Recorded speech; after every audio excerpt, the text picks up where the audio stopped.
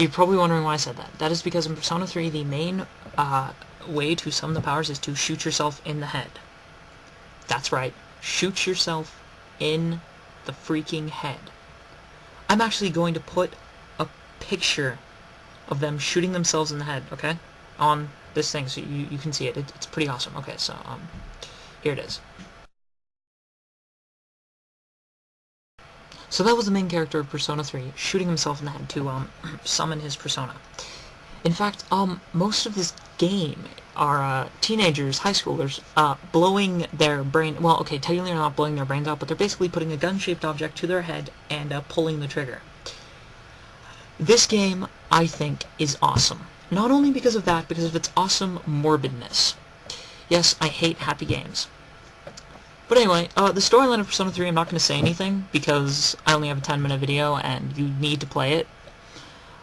Basically, there are these... I'll go into a short summary, though. Basically, there are these Persona users. Persona users have the ability to summon Personas, which is kind of like the alternate self. You're a character who has multiple Personas, and can fuse Personas and whatnot.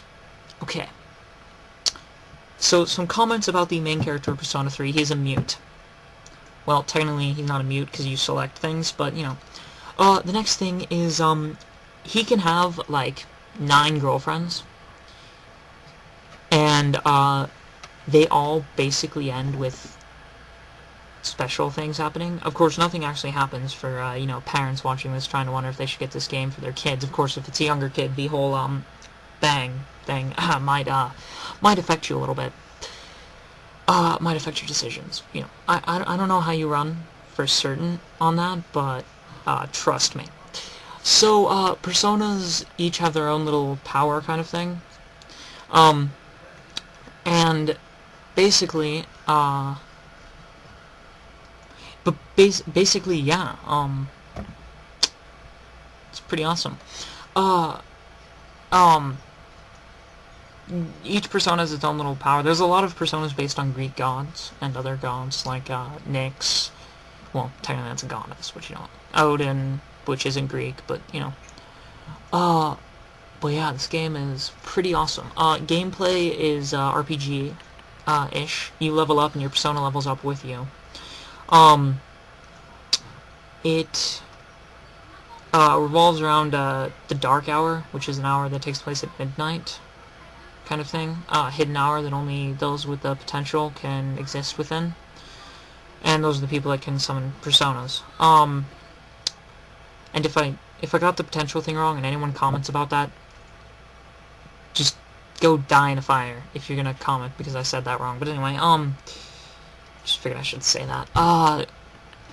You basically wield swords and stuff, in this tower called Tartarus, which appears during that time, which is a multi-floor tower, which, you know, spoiler alert, but anyway, you have to climb to the top of it for the end of the game, because that's where Nyx comes from. The plot twist in it was kind of expectable. Ikutsuki, dude, man, betrays you. Called it. But yeah. So you have, fully customizable parties. I mean, well, not fully customizable, they're characters. You can take them, like you can choose to have Mitsuru and Yukari with you instead of, say, Junpei and, Akihiko, which are all different characters.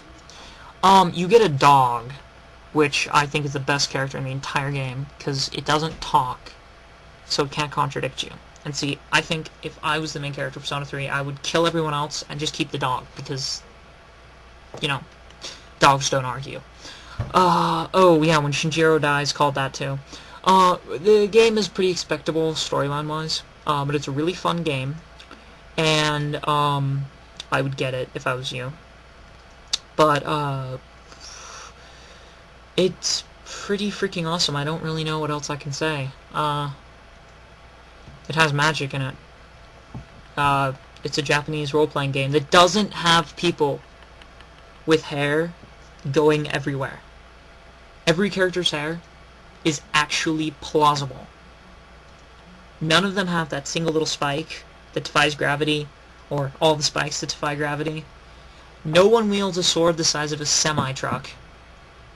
So, for people who hate JRPGs because of that reason, you can actually play this one. because there's none of that. The only thing that, seems kind of unrealistic is the whole, especially since I heard that a bunch of kids, they got in a circle outside their school and, summoned their personas. But yeah, this game is pretty freaking awesome. I would get it if I were you. The graphics are anime style, the cutscenes are anime style.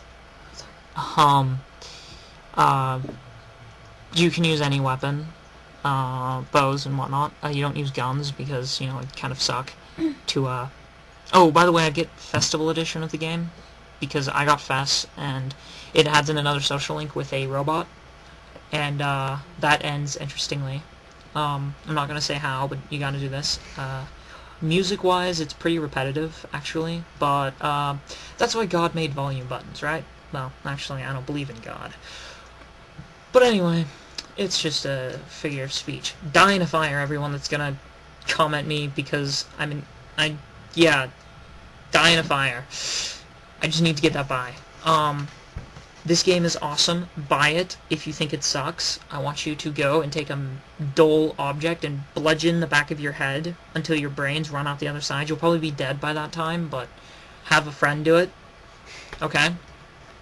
Because that's what friends are for, right? Sticking up for you. So just bludgeon over and over and over again. It's an intense game. It does have an M rating, but for all those people that don't play games because they have an M rating, you're missing out. But yeah, it's an awesome game. Get it. So yeah, that is the end of this review. Don't enjoy your days. For all those people that are going to argue with me. Those people that don't, yeah, have a good day. Bye. Dying to fire.